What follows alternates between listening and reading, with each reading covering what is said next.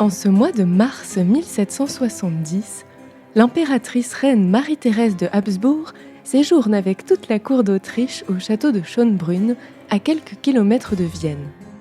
La fine fleur de l'aristocratie européenne et plusieurs membres de la famille impériale sont réunis dans une salle du palais. Ils trépignent d'impatience. On leur a promis un spectacle magique et saisissant.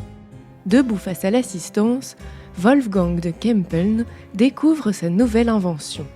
Un automate joueur d'échecs. Paré d'un riche costume de sultan à la turque, coiffé d'un magnifique turban, l'automate est assis en face d'un échiquier garni de toutes ses pièces placées sur un grand bureau. Il toise l'assistance en fumant sa pipe. Un joueur en chair et en os s'avance. Le comte Jean-Louis de Cobbens, le seul assez téméraire pour s'installer de l'autre côté et disputer une partie au mannequin enturbané. D'un geste théâtral, Kempeln s'arme d'une longue clé en fer et remonte le mécanisme de son automate avec une gravité étudiée. Dans le silence de la salle retentit alors le cri des ressorts s'engrenant dans une roue dentelée.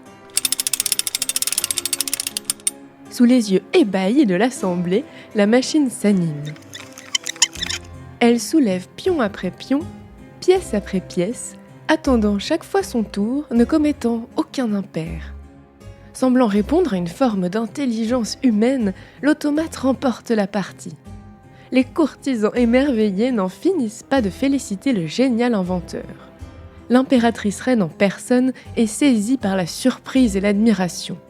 Par quel sortilège Kempeln a-t-il pu concevoir une véritable machine pensante ? C'est le début d'une aventure surréaliste qui va durer plusieurs décennies.